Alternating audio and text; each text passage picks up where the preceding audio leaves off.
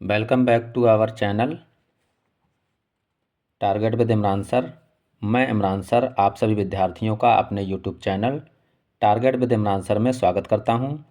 और विद्यार्थियों, आप सभी का मैं तहे दिल से धन्यवाद करना चाहता हूं। आज हमारी वीडियो पर 1000 व्यूज़ कंप्लीट हुए और 200 सब्सक्राइबर भी आप लोगों की मदद से कंप्लीट हुए हैं। आइए सेट संख्या 2025 822 BW के प्रश्नों की ओर चलते हैं और जितने प्रश्न आज इस वीडियो में बन पाएंगे हम लोग बना के देखते हैं।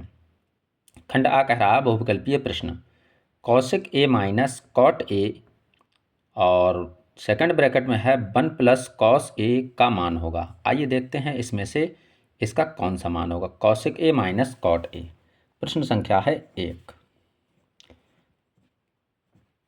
Kaushik A minus cot A और दूसरे ब्रैकेट में है बेटा 1 प्लस कॉस A। आइए इसे सॉल्व करते हैं। कौशिक A को बेटा हम लिख सकते हैं 1 upon sine A minus cot A को लिख सकते हैं बेटा कॉस A बटे साइन A। सेकंड ब्रैकेट को यूं ही लिखा रहने देंगे 1 प्लस का कॉस A। आइए इसका एलसीएम ले लेते हैं साइन A, इसका मल्टीप्लिकेशन इधर और इसका इधर। लेकिन हमारे पास में क्या है, एलसीएम एक जैसा है तो हम क्या करेंगे, केवल साइन A लिख देंगे और 1 माइनस कॉस A लिख देंगे। 1 माइनस कॉस A। जब एलसीएम एक जैसा होता है तो ऊपर वाले पदों को सेम वैसा ही लिख दिया जाता है जैसे कि वो होते हैं। जैसे कि यहाँ 1 माइनस कॉस A है तो हम 1 माइनस कॉस A ही लिख देंगे क्योंकि एलसीएम यहाँ पर क्या है, साइन A और साइन A यानी एक जैसा है। आइए सेकेंड ब्रैकेट को लिखते हैं 1 प्लस कॉस A। और विद्यार्थियों हम लोगों ने देखो सीखा होगा, इसका अगर अपन में 1 कर लें तो 1 माइनस कॉस A और 1 प्लस कॉस A, ये फार्मूला बनता है A माइनस बी और A प्लस बी का। तो A माइनस बी और A प्लस बी क्या होता है, A square minus B square. Upon में क्या चल रहा है बेटा, साइन A। तो 1 का स्क्वायर तो 1 होता है, 1 माइनस कॉस स्क्वायर A और अपॉन में क्या रहेगा, ये sine A। 1 minus cos square theta बराबर क्या होता है बेटा, साइन स्क्वायर थीटा। अपॉन में क्या है, ये साइन A। साइन A, एक साइन A से एक पावर क्या हुई, ख़त्म हो गई। तो हमारे पास यहाँ से क्या बच रहा है, साइन A। तो विद्यार्थियों यही इसका क्या होगा, आंसर होगा। आइए फर्स्ट प्रश्न का आंसर देखते हैं कौन सा होना चाहिए। Cosec A cot A cos A यानी कि साइन A, ये वाला हमारा आंसर बिल्कुल करेक्ट होगा। प्रश्न संख्या 2 की ओर चलते हैं। देखिए 2 नंबर प्रश्न कह रहा है किसी पासे को एक बार फेंका जाता है। पासा तो जानते ही हैं, जैसे कि लूडो का बेटा पासा होता है या गोटा भी कहते हैं हम लोग। तो एक विषम संख्या के आने की प्रायिकता होगी। देखिए हमने पिछले सेट में भी इसी प्रकार का क्वेश्चन समझा था कि एक पासे को एक बार फेंका जाता है तो विषम अंक आने की प्रायिकता क्या होगी। मान लो हमारे पास देखो बेटा, फिर पासा बना लेते हैं, एक ये है और पासा एक ही बेटा 6 फलक बना रहे हैं क्योंकि एक पासे के 6 फलक होते हैं बेटा। इस पे मान लो 1 है, यहाँ 2 है, यहाँ 3 है, यहाँ पर 4, ये 5 और ये 6। तो क्वेश्चन में ये कहा कि विषम अंक आने की प्रायिकता क्या होगी। मान लो एक बार हमने पासा क्या किया, फेंक दिया और इस पर विषम अंक जो हैं वो आने की प्रोबेबिलिटी क्या होगी। मान लो जैसे हम लोग लूडो का पासा डालते ही हैं तो उसमें 1 अंक आ जाए या 2 आ जाए या 6 आ जाए, लेकिन उसमें से हमें विषम अंक ढूंढना। तो बेटा देखो, एक तो 1 विषम हो गया, 3 विषम हो गया और 5 विषम हो गया। तो ये संख्याएं तो क्या कहलाती हैं, विषम। बाकी 2 4 6 ये क्या होंगी, सम। तो वो विषम अंक आने की प्रायिकता पूछ रहा है। तो विषम अंक कितने हैं, यहाँ लिख लेते हैं प्रायिकता विषम अंक आने की। किसकी, विषम अंक आने की बराबर। तो विषम अंक आने की प्रायिकता बेटा होगी, संख्याएं कितनी विषम है, 1 2 3, तो हम 3 को तो ऊपर लिख लेंगे और बटे में टोटल संख्या कितनी, 1 2 3 4 5 6, तो 6 संख्याओं को यहाँ नीचे रख लेंगे, तो इसे कट कर देंगे, 3 एकम 3 और 3 दूना 6। तो इसकी पॉसिबिलिटी क्या होगी, यानी प्रायिकता क्या होगी, 1/2। आइए इस प्रश्न को देखते हैं कि एक विषम अंक आने की प्रायिकता क्या होगी। तो देखो विषम अंक आने की प्रायिकता कितनी होगी, 1/2। 1/2 हमारा आंसर आता है। क्वेश्चन नंबर 3 की ओर आते हैं। 3 नंबर प्रश्न कह रहा है निम्नलिखित बारंबारता बंटन का माध्यक वर्ग होगा। देखिए विद्यार्थियों, पिछले सेट में भी हमने इसी प्रकार का क्वेश्चन समझा था कि निम्नलिखित बारंबारता बंटन का माध्यक वर्ग होगा। तो मैंने बताया था कि इसमें से सबसे बड़ी अगर जिसकी बारंबारता हो तो वही उसका माध्यक वर्ग हो सकता है, लेकिन बेटा कन्फर्म नहीं है। कन्फर्म तब होता है जब हम इसकी संचयी बारंबारता बना लेते हैं। अधिकांशतः इसका आंसर यही होना चाहिए कि सबसे बड़ी बारंबारता 5 है और 10 से 15 जो है वो इसका आंसर ये होना चाहिए। लेकिन फिर भी हम अपनी संतुष्टि के लिए आइए चेक करते हैं संचयी बारंबारता अगर हम बनाएं तो देखो बेटा यहाँ बारंबारता बना लेते हैं केवल, क्योंकि यहाँ पे ये 1 नंबर वाला प्रश्न है और ऑप्शनल प्रश्न है। तो यहाँ पर हमने क्या किया, बारंबारता को यहाँ बना लेते हैं। जैसे ये कितना है, 3 2 5 4 1। हमने क्या बना लिया, 3 2 5 4 और 1। हम क्या करेंगे यहाँ पर बेटा संचयी और बारंबारता बनाएंगे, इसी से हम लोग क्वेश्चन को निकाल लेते हैं। तो ये कितना रहेगा, 3, और इस 3 में ये 2 जोड़ेंगे तो यहाँ आ जाएगा 5, 5 में 5 जोड़ेंगे तो ये आ जाएगा 10, और 10 में 4 जोड़ेंगे तो ये आ जाएगा 14, 14 में 1 जोड़ेंगे तो आ जाएगा 15। अब देखिए जो ये लास्ट वाली संख्या आती है कि 15, तो हम क्या करेंगे, इस लास्ट वाली संख्या में हम 2 से भाग दे देंगे, तो यानी कि ये आ जाएगा 15/2। 15/2 इसका मतलब क्या हुआ बेटा, 7.5। अब 7.5 जो है वो इस संचयी बारंबारता में किस में मैच करेगा, 3 से तो ये बड़ा है 7.5 और 5 से भी बड़ा है ये 7.5। तो यानी कि इस वाले 10 वाले में ये सम्मिलित होगा। तो 10 वाले के इधर क्या आ रहा है, ये अंक 5 आ रहा है। और देखिए यहाँ पर देखिए 10 वाले में ये 5 अंक आ रहा है, 5 के ऊपर क्या होगी, 10 से 15। तो यही हमारा क्या होगा, माध्यक वर्ग होगा। ठीक है, ये कन्फर्म हो गया। आइए अगले प्रश्न की ओर चलते हैं। क्वेश्चन नंबर 4 कह रहा है निम्नलिखित सारणी का बहुलक होगा, बहुलक वर्ग होगा। तो बहुलक नहीं पूछा बेटा, इसमें बहुलक वर्ग पूछा है। जब भी क्वेश्चन को पढ़ेंगे तो बड़ा डीप पढ़ेंगे, जिससे कि हमारा कोई भी अंक कट ना पाए। निम्नलिखित सारणी का बहुलक वर्ग होगा, तो बहुलक वर्ग पूछा है तो हम बहुलक वर्ग बताएंगे, और अगर बहुलक पूछे तो बहुलक बताएंगे। तो देखिए बहुलक वर्ग में क्या होता है, जो भी बारंबारता की पुनरावृत्ति सर्वाधिक बार हुई हो, यानी सबसे ज़्यादा बार वो बारंबारता हो, उसे ही हम क्या कहेंगे, बहुलक वर्ग कहेंगे। जैसे मान लो इसमें हम यहाँ देखते हैं इसकी बारंबारता 1 है, 12 3 6 2 4। तो इसमें सबसे बड़ी बारंबारता तो बेटा 12 है, और 12 का जो वर्ग है, ये देखो वर्ग अंतराल, ये बेटा कितना, 7 से 14। तो हमारा 7 से 14 इसमें किस में आंसर में मैच कर रहा है, ये वाला। तो यही इसका क्या होगा, बहुलक वर्ग होगा।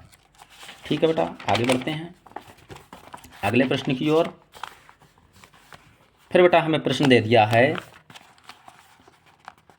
क्वेश्चन नंबर 5, प्रोबेबिलिटी का ही क्वेश्चन है कि एक बच्चे के पास एक ऐसा पासा है जिसके फलकों पर निम्नलिखित अक्षर अंकित हैं। कौन कौन से अक्षर अंकित हैं, A B C D E और ए। अच्छा, ए 2 बार रिपीट हुआ है, बाकी बी एक ही बार आया है, सी भी एक बार आया है, डी और ई। ठीक है बेटा, यानी ए की तो पुनरावृत्ति 2 बार हुई है, बाकी बी सी डी ई एक बार आए हैं। अब कह क्या रहा है, एक बच्चे के पास एक ऐसा पासा है जिसके फलकों पर निम्नलिखित अक्षर अंकित हैं। देखो पासे के 6 फलक होते हैं, तो 6 फलक इन्होंने लिख के दे दिए। यदि पासे को एक बार फेंका जाता है, मान लो एक बार फेंक दिया, तो ए प्राप्त होने की प्रायिकता क्या होगी। तो बेटा ए कितनी बार आ रहा है, 2।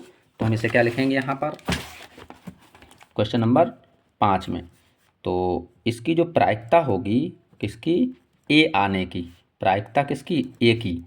तो ए कितनी बार आ रहा है, 2 बार बटे में, और टोटल बेटा फलक कितने हैं, तो टोटल फलक हमारे पास में है 6। तो क्या रख देंगे, 2/6। इसे जितना सॉल्व हो सकता है उतना सॉल्व कर लेंगे। 2 × 2 और 2 × 3 = 6। तो 1/3 जो है वो इसकी क्या होगी, जो प्रोबेबिलिटी होगी यानी कि प्रायिकता होगी, वो अंक ए आने की प्रायिकता होगी, या अक्षर ए आने की प्रायिकता 1/3। तो 1/3 इसका क्या होगा, आंसर होगा। आइए अगले प्रश्न की ओर चलते हैं। क्वेश्चन नंबर 6 कह रहा है यदि कॉट थीटा बराबर 8/15 तो साइन थीटा का मान होगा। तो कॉट थीटा की वैल्यू यहाँ लिख लेते हैं। क्वेश्चन नंबर 6 में क्या कह रहा है कि कॉट थीटा इजुकल टू हमें गिवन है 8/15। तो साइन थीटा का मान पूछा है, यहाँ से कह दिया इसने, तो साइन थीटा बराबर बताइए कितना होगा। आइए विद्यार्थियों हम जानते हैं कि कॉट थीटा बराबर क्या होता है। यहाँ पर आधार बटे लंब। देखिए आधार बटे लंब होता है 8/15। अगर हम यहाँ से मैच करें तो आधार बराबर 8 है और लंब बराबर कितना है 15 है। तो अगर हम आधार को ए अक्षर से व्यक्त कर लें यहाँ पर तो ये हो जाएगा 8। लंब को हम एल अक्षर से व्यक्त कर लेते हैं तो ये कितना हो जाएगा 15। हमें क्या निकालना है बेटा, अगर तीनों भुजाएं पता लग जाएं तो हमें कर्ण निकालना है। तो के बराबर हम क्या करेंगे, क्वेश्चन मार्क लगा देंगे। और साइन थीटा बराबर होता भी है बेटा लंब बटे कर्ण।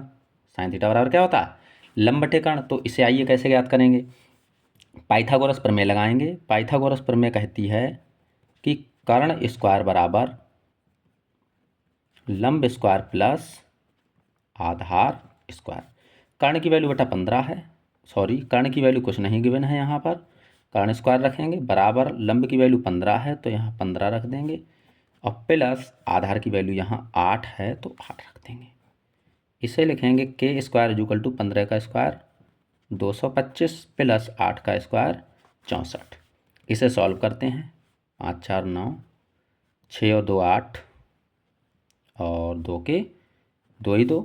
इसे लिखेंगे यहाँ के स्क्वायर, इसे लिखते हैं यहाँ के स्क्वायर। अच्छा 289 बेटा किसका स्क्वायर होता है 289, तो 17 का स्क्वायर जो है वो 289 होता है। 17 में 17 289 होता है, तो इससे ये कट गया। तो के की वैल्यू बेटा यहाँ से कितनी आ गई 17। अब हमसे वो पूछ क्या रहा है, इस साइन थीटा की का मान पूछ रहा है ना, तो हम लोग यहाँ लिख लेते हैं साइन थीटा बराबर होता है लंब बटे कर्ण। अच्छा लंब कितना है यहाँ, लंब 15 है, तो हम क्या लिख लेंगे 15 बटे कर्ण की वैल्यू कितनी आई है अभी निकल के 17। तो इसकी वैल्यू कितनी आ जाएगी 15/17। जिस भी ऑप्शन में 15/17 आ रहा है वही हमारा क्या होगा आंसर होगा। क्वेश्चन नंबर 6 में ये वाला जो है सी आंसर हमारा बिल्कुल करेक्ट होगा। आइए अगले प्रश्न की ओर बढ़ते हैं।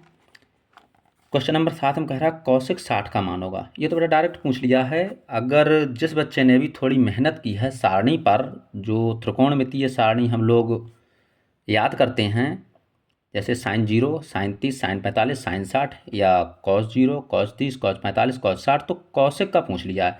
कौशिक 60 की वैल्यू कितनी होती है। देखो साइन और कौशिक में बेटा मैंने संबंध पढ़ाया था जब पढ़ाया था तो, कि साइन 60 की वैल्यू √3/2 होती है और साइन का अपोजिट होता है कौशिक। कौशिक तो हम क्या करेंगे √3/2 का उल्टा कर देंगे।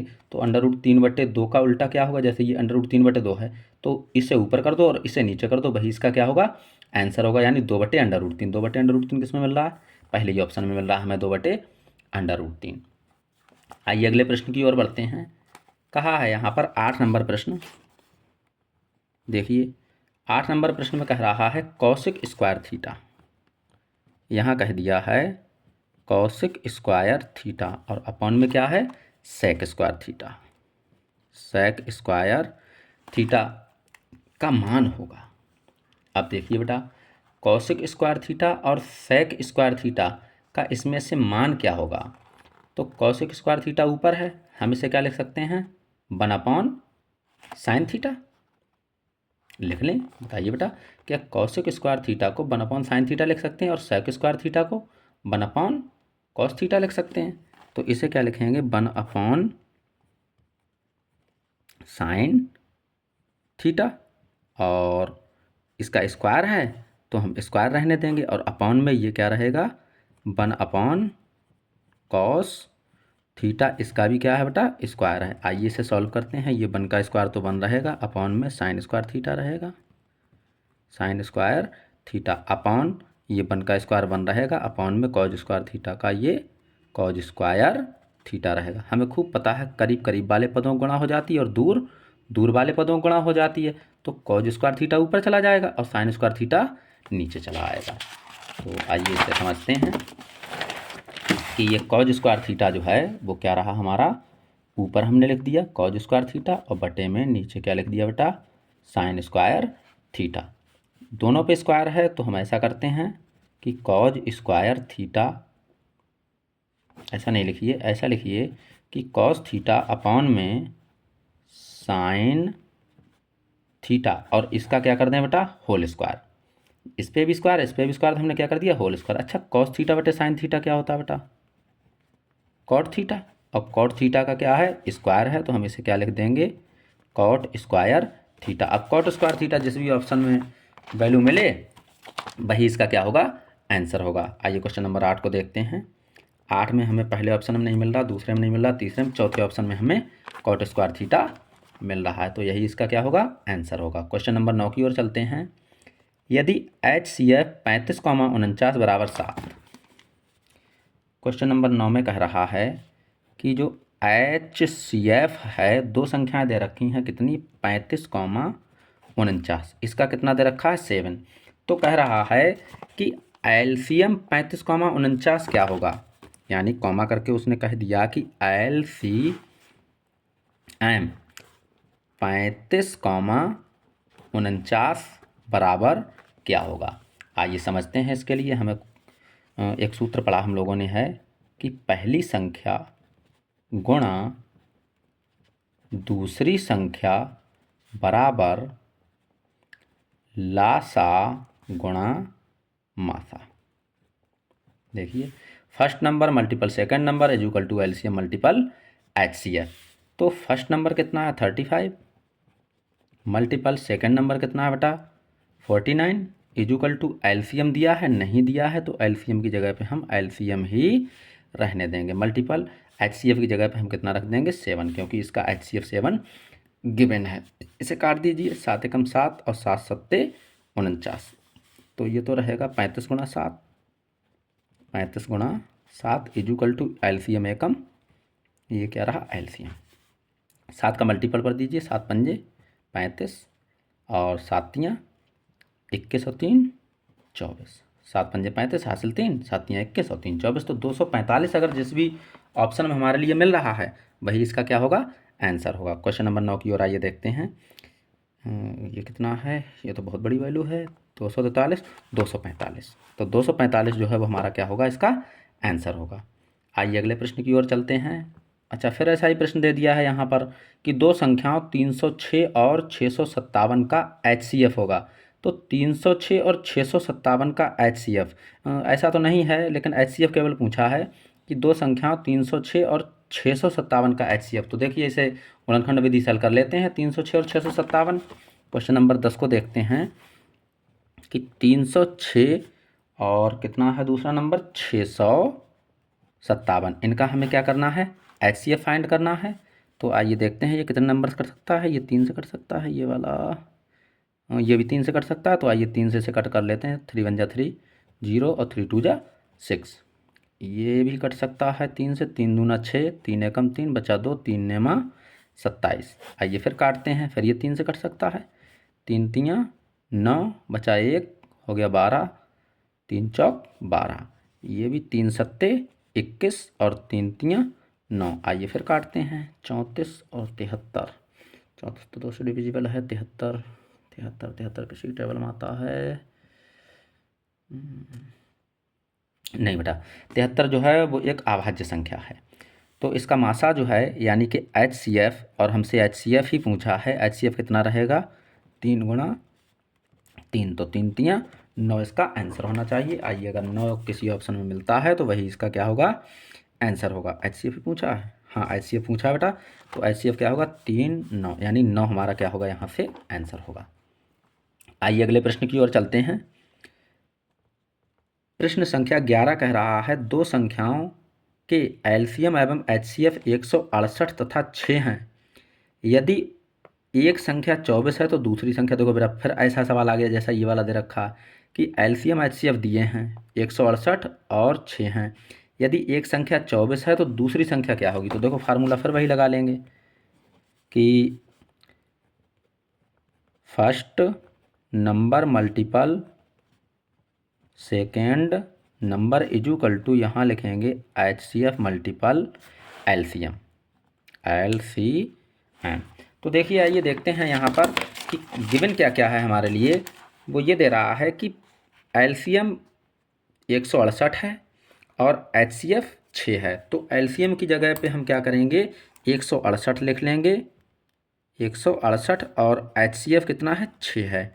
अब यहाँ पे कह दिया हमसे कि यदि एक संख्या 24 है तो एक संख्या ये कितनी है, 24, तो हमें सेकंड नंबर ही निकालने को रह गया कि सेकंड नंबर, यानी सेकंड संख्या हमसे निकालने को रह गई है। आइए देखते हैं, ये कटेगा किसी ना किसी से, 6 से कट जाएगा, 6 एकम 6 और ये 6 चौके 24, 4 से भी इसे काट दीजिए, 4 एकम 4, ये वाला 4 चौक 16 और 4 दूना 8, ये कट गया। तो हमारे पास सेकेंड नंबर जो है, सेकेंड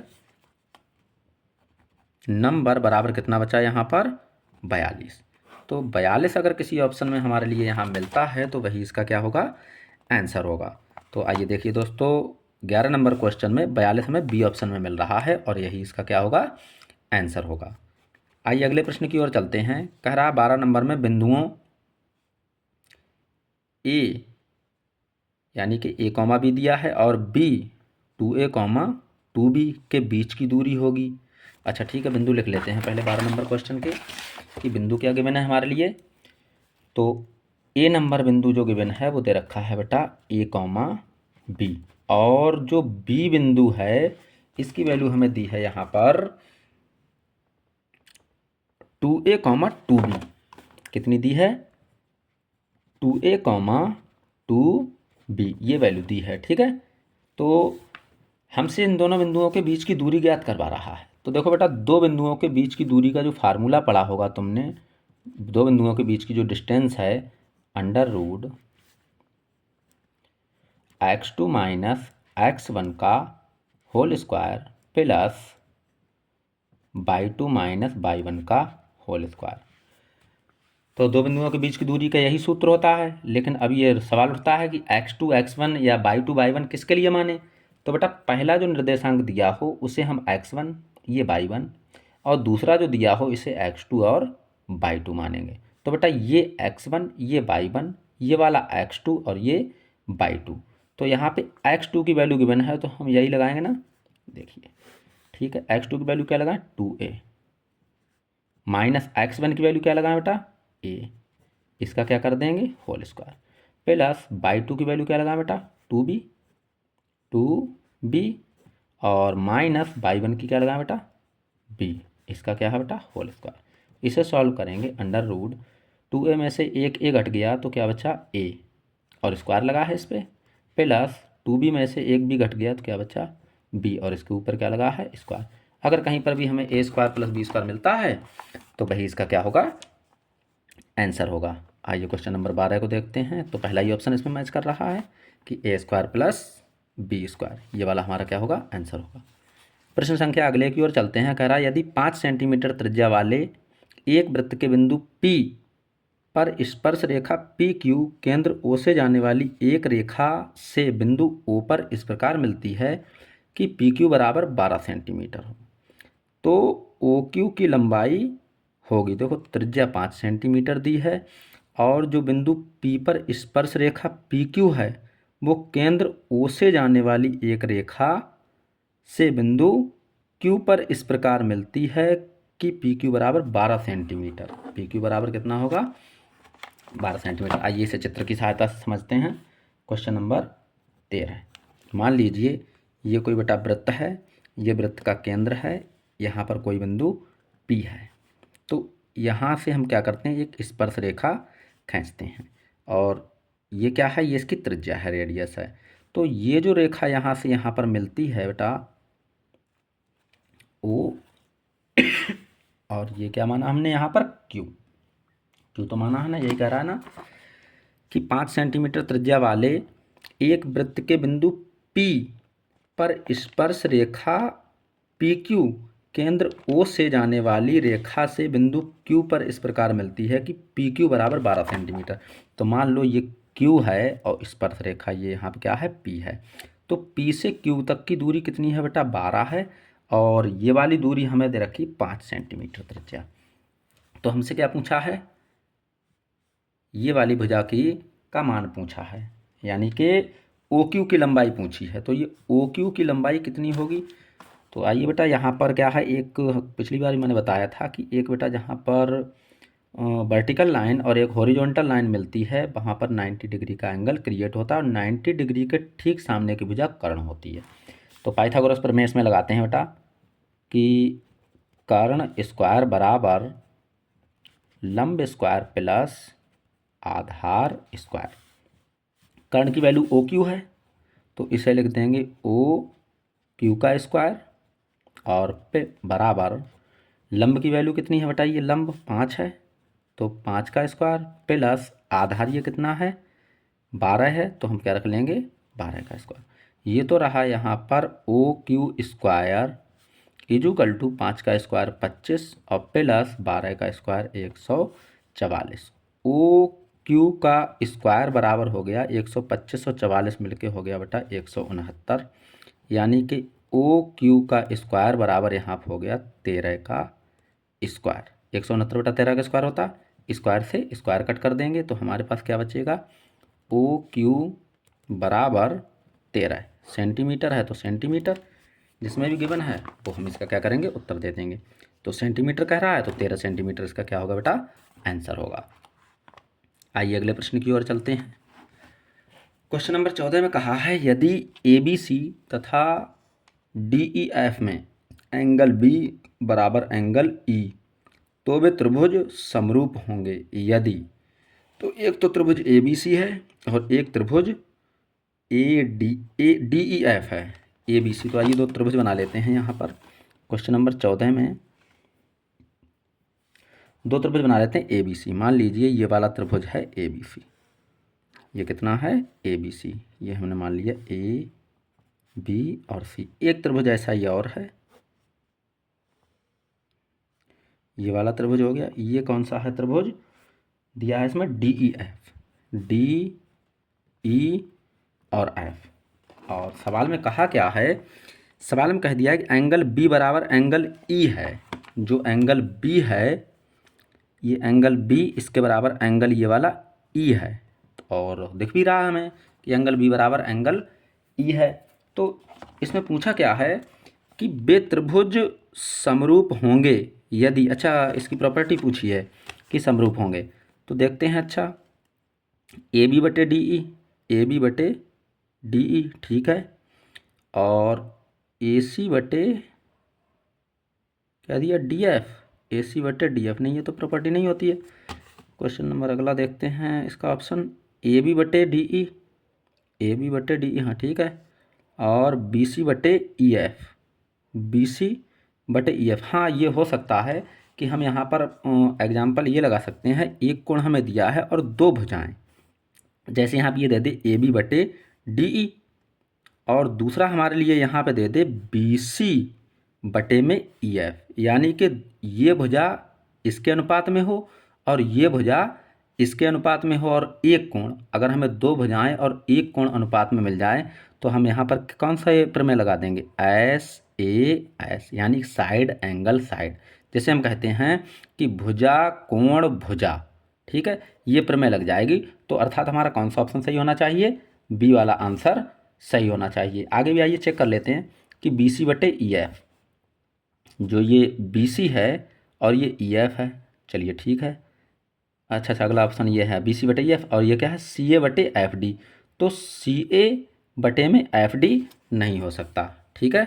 जैसे इन्होंने यहाँ कह दिया कि बी सी बटे में ई एफ, और अगला कह रहा है यहाँ पर सी ए, तो सी ए तो ये है और बटे में क्या है एफ डी, एफ डी ये तो नहीं हो सकता क्योंकि ये इसके सामने की भुजा आ रही है।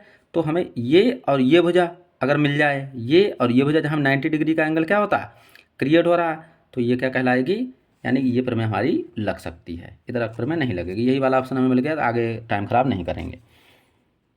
क्वेश्चन नंबर 15 की ओर चलते हैं। कह रहा 7 सेंटीमीटर त्रिज्या वाले एक वृत्त के एक त्रिज्या खंड का कोण 90 अंश है, त्रिज्या 7 सेंटीमीटर है और कोण जो है वो 90 डिग्री। पूछ क्या रहा है, त्रिज्या खंड का क्षेत्रफल होगा।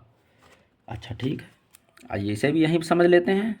छोटा प्रश्न है कि त्रिज्या तो दे रखी है आर बराबर 7 और थीटा दे रखा है हमें बेटा कितना 90 अंश। त्रिज्या खंड का क्षेत्रफल का फार्मूला क्या होता है? जो त्रिज्या खंड का क्षेत्रफल है यानी कि त्रिज्या खंड का क्षेत्रफल बराबर क्या फार्मूला होता है कि पाई आर स्क्वायर थीटा बटे में 360। आइए लगाते हैं इसकी वैल्यू।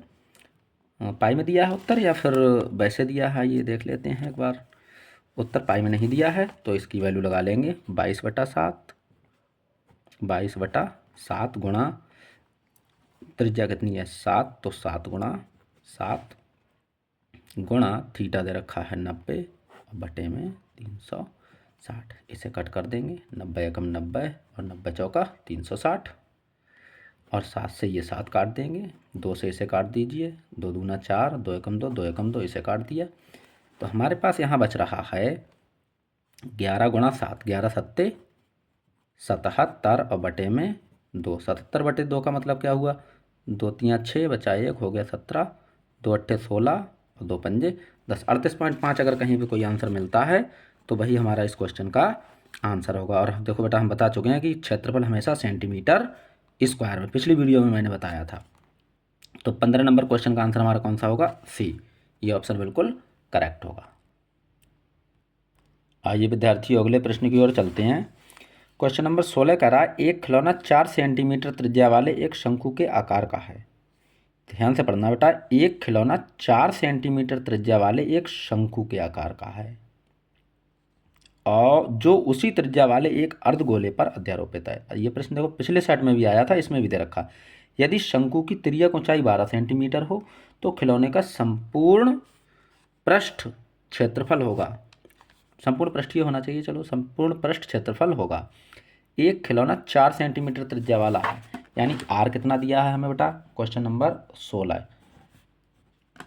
आर दिया है बेटा यहाँ पर 4 सेंटीमीटर त्रिज्या है और कह रहा है जो 4 सेंटीमीटर त्रिज्या वाले एक शंकु के आकार का है जो उसी त्रिज्या वाले एक अर्धगोले पर अध्यारोपित। अच्छा, दोनों की त्रिज्या तो समान रहेगी, अर्धगोले की और शंकु की। यदि शंकु की तिर्यक ऊंचाई 12 सेंटीमीटर हो तो खिलौने का संपूर्ण पृष्ठीय क्षेत्रफल ज्ञात करना। अच्छा, शंकु की तिर्यक ऊंचाई यानी कि एल हमें गिवन है, कितना दिया है एल यहाँ पर कि 12 सेंटीमीटर, 12 सेंटीमीटर। तो खिलौने का संपूर्ण पृष्ठीय क्षेत्रफल निकलवा रहा है, तो खिलौने का जो संपूर्ण पृष्ठीय क्षेत्रफल होगा वो हम क्या लिखेंगे यहाँ पर, अर्ध गोले का वक्र पृष्ठ, अर्धगोले का वक्र पृष्ठ प्लस शंकु का वक्र पृष्ठ, शंकु का वक्र पृष्ठ। तो अर्धगोले का वक्र पृष्ठ बेटा क्या होता है, 2 pi r square, 2 pi r square और प्लस शंकु का आयतन क्या होता, शंकु का वक्र पृष्ठ क्या होता है, पाई आर एल। जो कॉमन है वो कॉमन ले लीजिए, पाई और आर कॉमन है तो बचेगा क्या यहाँ पर 2r और प्लस एल। आइए वैल्यू रखते हैं, पाई में उत्तर दिया है तो पाई में और वरना वैल्यू रख लेंगे। तो पाई में उत्तर दिया है इसका बेटा तो पाई में ही रखेंगे, पाई को नहीं छुएंगे। आर की वैल्यू कितनी गिवन है हमें यहाँ पर 4 और ब्रैकेट 2 गुणा आर की वैल्यू कितनी है 4 और प्लस एल की वैल्यू दे रखी है 12। तो इसे लिखेंगे यहाँ पर पाई इंटू 4 ब्रैकेट 2 चौके 8 प्लस 12। इसे सॉल्व करेंगे, पाई इंटू 4 ब्रैकेट 12 और 8 मिलकर कितने हो गए 20। इसे लिखेंगे यहाँ पर कि 20 चौक 80 पाई, क्या लिखेंगे 80 पाई वर्ग सेंटीमीटर, वर्ग सेंटीमीटर। तो आइए देखते हैं 80 पाई वर्ग सेंटीमीटर जो है वो हमें किस ऑप्शन में मिलता है, वही इस प्रश्न का आंसर होगा। क्वेश्चन नंबर 16 का आंसर हमारा डी होना चाहिए, डी में हमें मिल रहा है 80 पाई वर्ग सेंटीमीटर यानी सेंटीमीटर स्क्वायर। आइए अगले प्रश्न की ओर चलते हैं। प्रश्न संख्या 17 कह रहा है कि द्विघात बहुपद x square plus 7x plus 12 के शून्यक होंगे। तो शून्यक होंगे या तो बेटा इसे हम ऑप्शन से भी सॉल्व कर सकते हैं क्योंकि ऑप्शनल प्रश्न है, वरना इसे हम जिस विधि से सॉल्व करते हैं वैसे ही सॉल्व कर लेंगे, यानी इसके गुणनखंड कर देंगे और इसे सॉल्व कर लेंगे। देखिए तो इसमें वैल्यू रख के देखते हैं, 4 की वैल्यू अगर यहाँ पे रखें एक्स की वैल्यू 4 रखें तो 4 चौक 16 हो जाएगा और 7 21 प्लस के 21 में से 16 घटेगा तो कि नहीं, यहाँ से ये तरीका नहीं लगाइए, ऐसा करते हैं इसके गुणनखंड ही कर लेते हैं। X square plus 7x plus 12, question number 16, इसे लिखेंगे x square plus 7x plus 12 बराबर 0। तो 12 के बेटा ऐसे फैक्टर करो कि जोड़ने घटाने पे 12 आए, गुणा करने 12 आए और जोड़ने घटाने पर 7 आए। तो आइए एक्स स्क्वायर को एक्स स्क्वायर लिख लेते हैं और प्लस इसे अगर हम तोड़ लें बेटा 5 में नहीं तोड़िए, वरना 5 दूना 10, 5 और 2 मिल के 7 हो जाएगा तो बनेगा नहीं। आइए इसे तोड़ते हैं, 3x और प्लस 4x। हम देखो बेटा 3 और 4 मिलकर 7 भी होगा और 3 चौक 12 भी होगा। प्लस का क्या लिखेंगे, 12 इक्वल टू 0। एक पेयर ये बन गया, एक पेयर ये बन गया। इस पेयर में से x कॉमन है तो हमारे पास बचेगा क्या, x प्लस 3, और अगले पेयर में से 4 कॉमन है प्लस का, तो बचेगा यहाँ x प्लस 3 इक्वल टू 0। दो ब्रैकेट एक जैसे हैं, इसे लिख देंगे x प्लस 3, अगले ब्रैकेट को लिख देंगे x प्लस 4 इक्वल टू। आइए जब तब लगाते हैं, लिखेंगे यहाँ पर कि जब x प्लस 3 बराबर 0 तब x बराबर माइनस का 3। फिर दूसरा ब्रैकेट ले लेंगे कि जब x प्लस 4 बराबर 0, यहाँ लिखेंगे तब x बराबर बेटा क्या आएगा, माइनस का 4। तो देखो x की वैल्यू जहाँ पे -3 और -4 मिले वही इस प्रश्न का क्या होगा, हल होगा। आइए प्रश्न संख्या 17 देखते हैं। तो पहले ही ऑप्शन में हमें मिल रहा है, देखो -4 -3, और यही हमारी क्या आ रही है, वैल्यू आ रही है। तो पहला ही उत्तर हमारा क्या होगा, सही होगा। क्वेश्चन नंबर अगले की ओर आते हैं कि रैखिक समीकरण युग्म x प्लस वाई बराबर 14 और x माइनस वाई बराबर 2 का हल होगा। आइए इसका भी हल निकाल लेते हैं। x प्लस वाई बराबर 14, सवाल नंबर 17 है, x प्लस वाई बराबर 14 और x माइनस वाई बराबर 2, x माइनस वाई बराबर 2। समीकरणों को जोड़ दो। यहाँ पर क्या लिख देंगे, जोड़ने पर जब जोड़ा तो x में x जोड़ा तो क्या हो गया बेटा 2x, और x में माइनस वाई जोड़ा तो क्या रहा 0 इक्वल टू 14 में 2 जोड़ा तो 16। इसे लिखेंगे 2x बराबर 16। तो x बराबर कितना हो जाएगा, 16/2, यानी कि आंसर कितना आ जाएगा 8। x की तो वैल्यू बेटा 8 प्राप्त हो गई। आइए आगे देखते हैं। x का मान समीकरण 1 में रख दो। लिखेंगे यहाँ पर कि x का मान समीकरण 1 में रखने पर, आइए एक देखते हैं समीकरण नंबर क्या है हमारा। एक समीकरण जो है ये 1 है और ये समीकरण नंबर 2 है।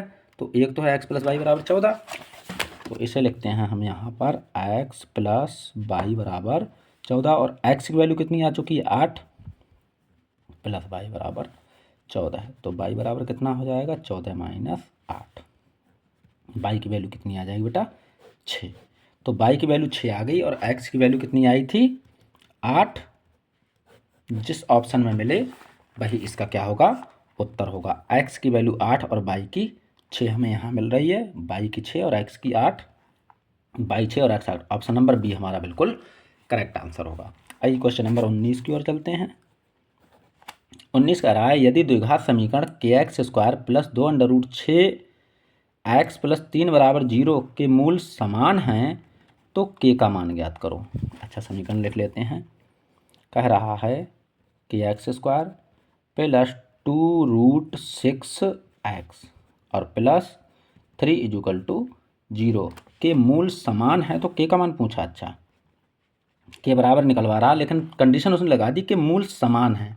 अच्छा बेटा मूल समान होने का प्रतिबंध क्या होता है, तो मूल समान होने का प्रतिबंध होता है कि इसका विविक्त कर जो है वो d बराबर क्या होगा 0 होगा। अगर d बराबर 0 है तो मूल समान होंगे, अगर d जो है वो 0 से छोटा है तो इसके मूल काल्पनिक होंगे, और अगर d जो है वो 0 से बड़ा है तो इसके मूल कैसे होंगे, वास्तविक व असमान होंगे। तो आइए देखते हैं डी बराबर 0। विभक्त कर का फार्मूला लगा देते हैं। डी बराबर क्या होता है बेटा, बी स्क्वायर माइनस 4ac बराबर 0। हमें लग रहा है तुम लोग सूत्र याद नहीं कर रहा है। परीक्षा की तैयारी तब अच्छी होती है जब हमें पूरे फार्मूले याद हों कि विभक्त कर जो डी है, डी की वैल्यू होती है बी स्क्वायर माइनस 4ac। अब ये बी, ए और सी कहाँ से लाएँ, हम लोग देखिए सीख चुके हैं। ये ए की वैल्यू है, ये बी की वैल्यू है और ये सी की वैल्यू, क्योंकि द्विघात समीकरण का स्वरूप होता है a x square plus b x plus c. तो हमारे पास में b की वैल्यू कितनी है बेटा, 2√6x। तो यहाँ क्या रख देंगे, 2√6x, 2√6x और इसका क्या कर देंगे बेटा स्क्वायर। लेकिन x को लिया नहीं जाता तो केवल 2√6 को लेंगे क्योंकि इसका गुणांक लेंगे। और माइनस ये क्या लिखेंगे 4 इंटू ए की वैल्यू कितनी है यहाँ पर k, इंटू सी की वैल्यू कितनी बेटा 3 इजुकल टू क्या है 0। तो ये कितना हो जाएगा, 2 दूना 4 और गुणा 6, 4 गुणा कितना हो जाएगा 6, माइनस ये 4 तियाँ 12 है के, 12 है के इजुकल टू 0। इसे 12 के को यहीं रहने दो, 12 के इजुकल टू ये 6 चौक कितना हो जाएगा 24। तो हमने उधर भेज दिया, वो भी किसका हो गया माइनस का। माइनस से माइनस कट कर दो तो के इजुकल टू कितना हो जाएगा 24/12। 12 से इसे भी कट कर देंगे तो के इजुकल टू कितना आ जाएगा, के इजुकल टू 12 दूना 24। के की वैल्यू अगर यहाँ कहीं पर 2 मिलती है तो वही हमारा क्या होगा आंसर होगा। तो ऑप्शन में -2, 2√3, 2, तो 2 हमें वैल्यू मिल गई। ये इसका क्या होगा उत्तर होगा। ये 20 नंबर प्रश्न और देख लेते हैं वरना बेटा वीडियो लंबा हो रहा है। 20 नंबर में कह रहा है AP -6, -4, -2 का 7वां पद होगा। तो यहाँ लिख लेते हैं -6 है, -4 है, -2 है, डॉट डॉट डॉट का 7वां पद पूछा है, का 7वां पद। तो देखो बेटा ए बराबर यहाँ कितना दिया है -6। हम क्या करें डी निकाल लेते हैं, इसमें से इसे घटा देंगे यानी कि -4 माइनस का 6 इजुकल टू ये कितना हो जाएगा कि -4 और +6 बराबर हम इसे क्या लिखेंगे प्लस का 2। तो डी की वैल्यू हमारी जो है वो यहाँ से क्या आ गई 2। और हमें खूब पता है हमसे 7वां पद पूछा है, 7वां पद। तो 7वां पद बराबर क्या होगा a प्लस का 6d। तो a प्लस का 6d जो है वो 7वां पद होता है। तो a की वैल्यू लगा दीजिए -6 और प्लस 6 इंटू डी की वैल्यू 2, डी की वैल्यू बेटा 2 आई है। तो इसे लिखेंगे -6 प्लस 6 दूना 12। तो आंसर में क्या आएगा 6 इसका क्या होगा आंसर होगा। आइए देखते हैं इसमें कहीं पे पाया जाता है -8, -18, 8 और 6। तो 6 हमारा क्या होगा आंसर होगा। तो विद्यार्थियों हम लोगों ने 20 अंक के प्रश्न जो है वो सीख लिए हैं इस सेट के। तो हर प्रश्न हर सेट जो है बेटा एक जैसा नहीं होगा। किसी में अगर ये क्वेश्चन थोड़े से टिपिकल देगा तो आगे वाले क्वेश्चन क्या करेगा सरल देगा, और अगर आगे कभी प्रश्न पत्र को थोड़ा सा टफ बनाएगा तो पहले वाले प्रश्नों को थोड़ा सरल देगा। फिलहाल में इसके ये सारे प्रश्न क्या थे बहुत ईजी थे और हम लोगों ने बहुत अच्छे से सीखा है। Thanks for watching. प्यार देने के लिए वीडियो पूरा देखा करिए। अगर पूरा देखेंगे तो संपूर्ण ज्ञान मिलेगा और अगर वीडियो को आधा देखेंगे तो हमें बेटा आधे ही प्रश्नों का ज्ञान हो पाएगा। Thanks for watching.